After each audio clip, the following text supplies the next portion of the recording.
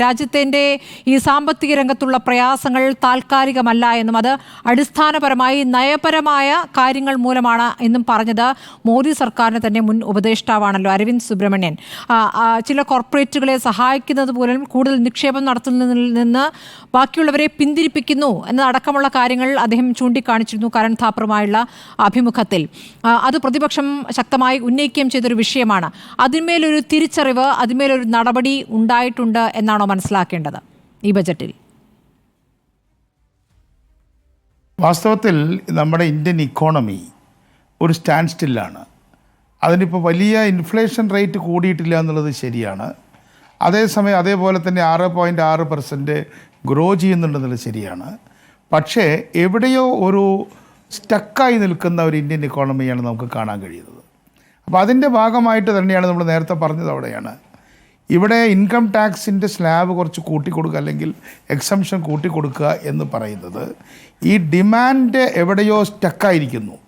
ആ demand കൂട്ടണമെങ്കിൽ salaried ക്ലാസ്സിന് സൗകര്യങ്ങൾ ചെയ്തു കൊടുക്കണം എന്ന രീതിയിലാണ് ഇപ്പോഴത്തെ ഈ ബജറ്റിൻ്റെ മൊത്തത്തിലുള്ള വായനയിൽ നമുക്ക് കാണാൻ കഴിയുക.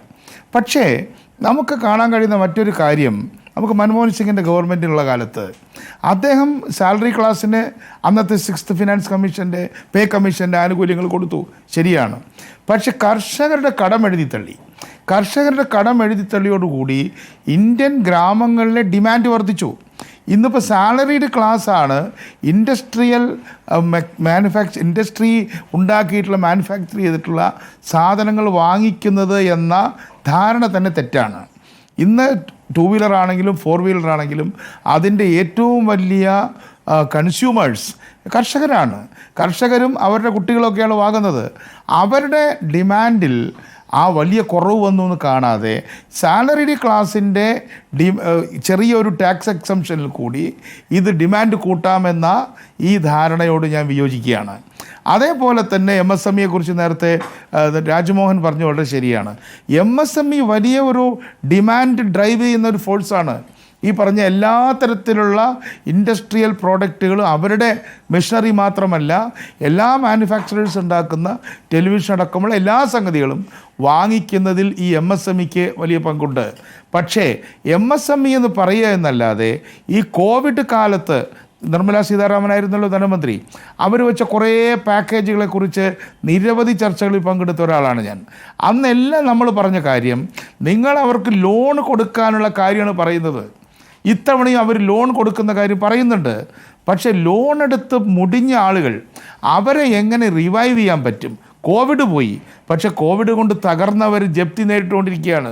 നമ്മുടെ സഹകരണ ബാങ്കുകളിൽ പോലും, ഇപ്പോൾ ഞങ്ങളൊക്കെ പ്രവർത്തിക്കുന്ന മേഖലയിൽ പോലും നന്നായി നടന്ന ഒരുപാട് MSMEകൾ, ആ MSMEകളെ ജപ്തി ചെയ്യാൻ സഹകരണ ബാങ്കുകൾ പോലും ഇന്ന് നിർബന്ധിക്കപ്പെട്ടുകൊണ്ടിരിക്കുകയാണ്. അവർക്ക് എന്തെങ്കിലും ആശ്വാസമുണ്ടോ? കോവിഡ് കാലത്ത് തകർന്നവരെ എങ്കിലും മാറ്റിയെടുത്തുകൊണ്ട് അവർക്കൊരു പ്രത്യേക പാക്കേജ് കൊടുക്കുന്നുണ്ടോ? അപ്പോൾ ഇവരുടെ ഈ അസസ്മെൻറ്റിൽ, അനാലിസിസിൽ വലിയ തരത്തിലുള്ള തെറ്റുണ്ട് എന്നാണ് ഒന്നാമത്. രണ്ടാമതായിട്ട് ഞാൻ പറഞ്ഞ് അവസാനിപ്പിക്കുകയാണ്, എനിക്ക് മറ്റു ചില പ്രോഗ്രാംസും കൂടെയുണ്ട്. ഇതിൽ ഏറ്റവും വിശദമായിട്ട് ഇപ്പോൾ ബജറ്റ് അറ്റ് ഗ്ലാൻസിൽ കീ ഫീച്ചേഴ്സിനകത്ത് 150 സ്കീമുകൾ, ഇവിടെ പ്രധാന സ്കീമുകൾ പറഞ്ഞിട്ടുണ്ട്. അതിൽ 100 കോടി രൂപയുടെ സ്കീം പോലും പറഞ്ഞിട്ടുണ്ട് എന്നുള്ളത് എന്നെ അതിശയിപ്പിക്കുന്നു. അങ്ങനെ നോക്കുന്ന കാര്യത്തിൽ നേരത്തെ ഉണ്ണി ബാലകൃഷ്ണൻ ആ വിഷയം എടുത്തിടുകയുണ്ടായി. നമ്മുടെ ബജറ്റ് പ്രസംഗങ്ങളിൽ പണ്ട് കോൺഗ്രസ് ഗവൺമെൻറ്റുകൾ, UPA ഗവൺമെൻറ്റൊക്കെ ഉണ്ടായിരുന്ന കാലത്ത് പ്ലാൻ ഉണ്ടായിരുന്നു.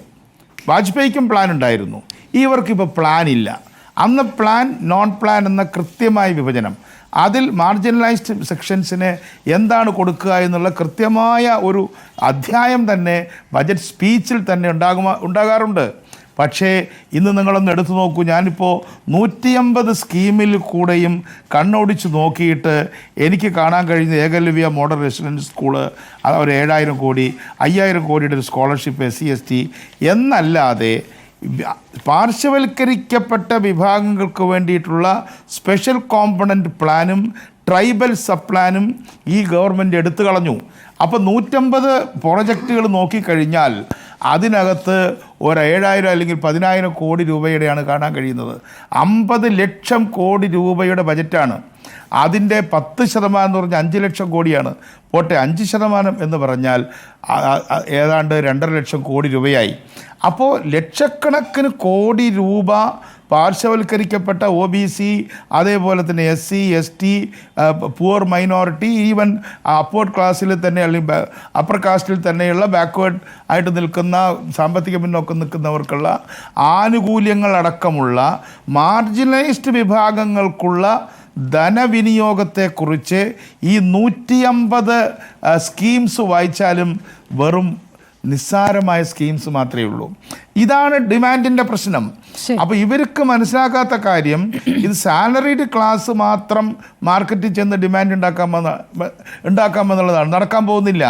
മറിച്ച് ഈ പറയുന്ന നമ്മുടെ SC ST വിഭാഗങ്ങളടക്കമുള്ള ആളുകൾ അവർ ലാപ്ടോപ്പ് വാങ്ങിക്കുന്നുണ്ട്, അവർ മൊബൈൽ ഫോൺ വാങ്ങിക്കുന്നുണ്ട്, നല്ല നല്ല മൊബൈൽ ഫോൺ വാങ്ങിക്കുന്നുണ്ട്. ഇവരെല്ലാം ഡിമാൻഡ് ക്രിയേറ്റ് ചെയ്യുന്ന ആളുകളാണ്. ആ ഡിമാൻഡ് ക്രിയേറ്റ് ചെയ്യുന്ന ഇന്ത്യൻ ജനതയെ, ഇപ്പോൾ BJPയുടെ ഭാഷകളിൽ ഭാരതീയ ജനത, ആ ജനതയെ കാണാൻ ഈ ബജറ്റിന് സാധിച്ചിട്ടില്ല. കടമെഴുതി തള്ളുന്നില്ല, അല്ലെങ്കിൽ പലിശ ഇളവ് ചെയ്യുന്നില്ല. വെറുതെ പറഞ്ഞു പോയിരിക്കുകയാണ്. Agriculture, MSME, investment, export, 4 പ്രഖ്യാപനങ്ങളാണ്. ഇതെല്ലാം നമ്മൾ വിശദമായി വായിച്ചു കഴിഞ്ഞു 2 മണിക്കൂറിനകത്ത്. ആ വായിക്കുമ്പോഴെല്ലാം ഒരു ഹോളോ ആയിട്ടുള്ള അപ്രോച്ചാണ് അവരുടെ ഭാഗത്തുള്ളത് എന്നാണ് എനിക്ക്. ശരി, വളരെ നന്ദി. വളരെ